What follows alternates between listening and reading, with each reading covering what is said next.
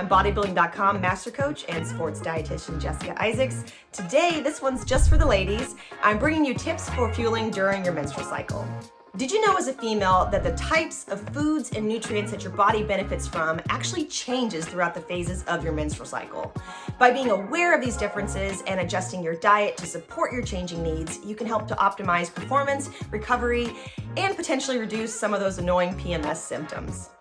The menstrual cycle is broken down into two main phases, the follicular phase and the luteal phase. And there are two main hormones involved, estrogen and progesterone. Your period is at the beginning of the follicular phase, and hormones are the lowest during this time. Because your hormones are low, this actually makes for a great time of the month to hit some of those performance goals. But if you're like a lot of women and experience annoying symptoms like cramps, digestive issues, bloating, headaches, and you simply want to crawl under the covers, eat some junk food, watch some trash TV, then let's talk about some dietary strategies to help you navigate during your menstrual cycle and throughout the rest of the month. During menstruation, focus on foods that are rich in nutrients that are lost in the blood.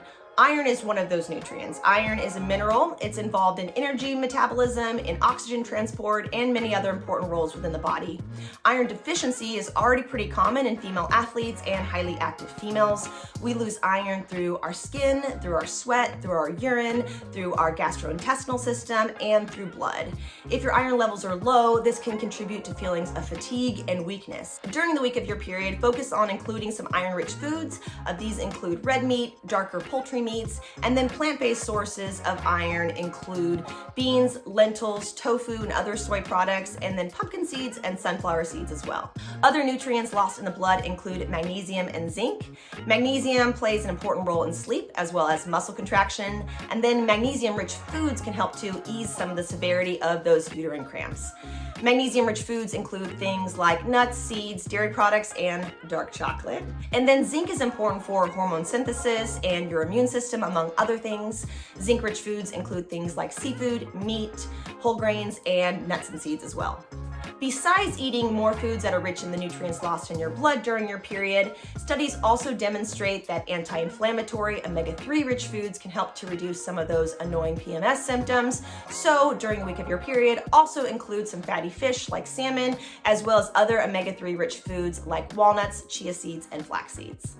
During the follicular phase, we also see an increase in carbohydrate oxidation and a decrease in protein and fat oxidation.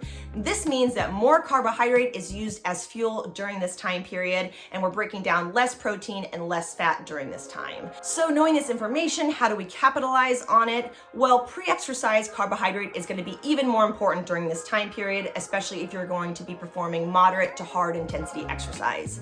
30 to 60 minutes before activity, we want a carb-rich snack. We're looking for about 30 to 60 grams of carbohydrate. And then if you're gonna be exercising for more than 45 minutes, it's a good idea to add something else in, a sports drink, a gel, some chews. We just wanna add some more carb in during activity so that we can really maximize performance. At ovulation, around day 14, the luteal phase of your cycle begins. Your hormones are elevated during this time frame, and it makes it harder for your muscles to recover. We see an increase of fat and protein oxidation during the luteal phase and a decrease in carbohydrate oxidation. That means that we're going to be breaking down more fats and more proteins during this phase of your cycle. While carbohydrate oxidation is decreased, they are still important for performance, so don't skimp on your carbohydrates. Since more proteins are being broken down, however, it may be beneficial for female athletes to increase their protein intake during the luteal phase of your cycle. In general, for strength training, I recommend a minimum of 1.6 grams of protein per kilogram of body weight. This translates to about 0.73 grams of protein per pound of body weight. Fats are needed for hormone production and function. 20 to 35% of your total calories should come from fat all month long, but during the luteal phase of your cycle, when more fats are being broken down, it's especially important to make sure we're getting some of those good healthy fats in.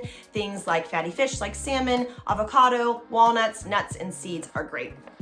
Additionally, during the luteal phase of your cycle, your resting energy expenditure increases anywhere from 2.5 to 11.5%.